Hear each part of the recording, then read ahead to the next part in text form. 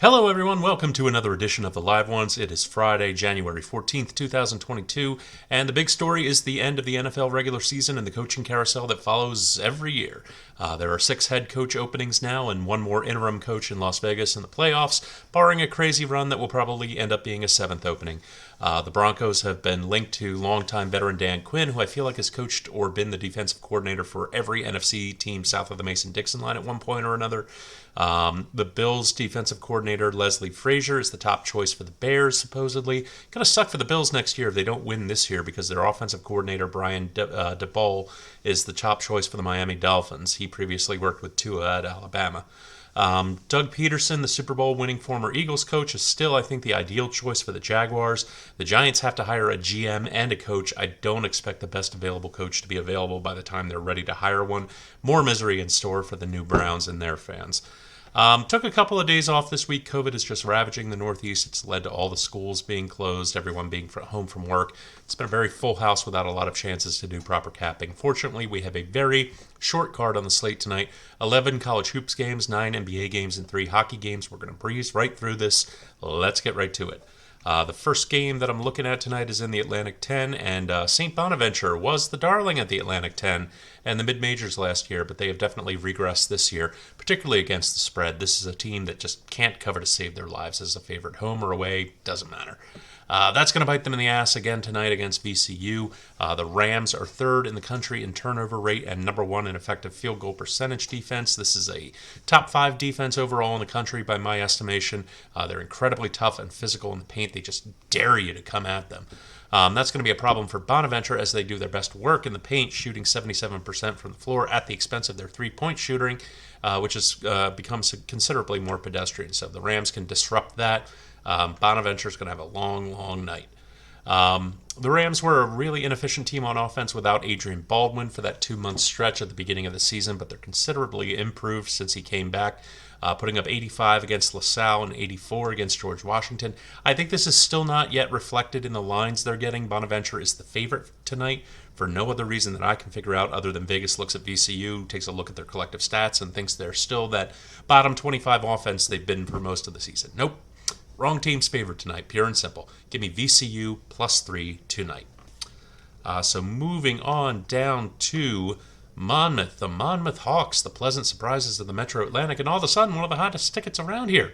That Iona game on Tuesday is really tough to get tickets to. That's going to be a contest to watch right there.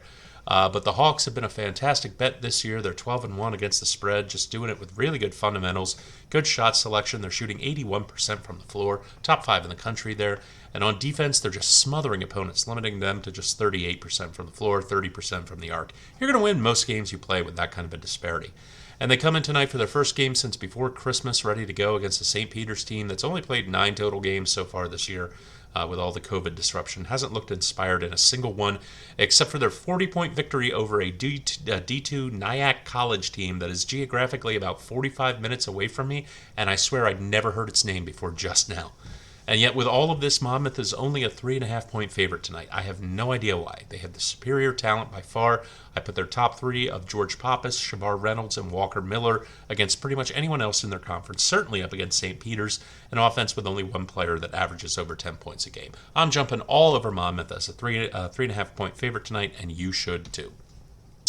Over to the NBA, and taking a look at the Sixers and the Celtics. These are 2 teams that, with the exception of the Sixers' last game against Charlotte on Wednesday night, had been on an absolute offensive tear. Jason Tatum and Jaylen Brown combined for 50 or more points in 3 of their past 4 games and are averaging a combined 51 points between them over the past 5. Their synchronized production has helped spark the Celtics' recent resurgence. The Sixers were winners of 7 in a row where they were averaging 117 points a game before falling flat against the Hornets. This is definitely going to be a test for them at home to see if they can get back into their winning ways, whether that streak was an illusion, if we're going to see some regression towards the mean tonight. The total opened up at 210, dropped down to 207, and is back up to 207.5 right now. The fall is undoubtedly due to Marcus Smart being put in COVID protocols for the Celtics. He'll be out for the foreseeable future, and yes, it's a loss. Smart's on the decline a bit, but he still contributes. He can still give you 11 and 4 a game. He's still a force on defense. But my gut tells me this is just too low a total for these 2 teams. Smart being out is just going to allow Tatum and Brown to go off even more, as well as the Sixers offense. I think this total can hit 220 tonight, barring both teams just coming out and playing like crap. So I'm taking the over 207.5 points tonight. So then over to the Warriors and the Bulls. And the Warriors are in a rare slump, really their first one of the season, I would say. And I fully look for tonight to be a part of them, just kind of laying back and playing the long game. They're sitting pretty at 30-11. They're on a back-to-back. Klay Thompson's out. Draymond Green has a calf injury and is questionable for tonight. Gary Payton is out for sure with a back injury. The Warriors had just gotten their asses handed to them 2 games in a row on this road trip. They got absolutely brutalized by the Bucks last night, by Giannis in particular. It doesn't get any easier for them tonight against the Bulls, against Zach LaVine, against DeMar DeRozan. This might be a spot where they just lay back and rest their veterans. I fully expect Andre Iguodala to at least take a night off, if not Otto Porter as well on the back-to-back. Bulls are in a great spot tonight, catching the Warriors in the slump in the back-to-back at home. I fully expect them to take advantage of it and get a big win. Give me Chicago -3 tonight. There is not a single value play on the short NHL card tonight. Not one. I looked.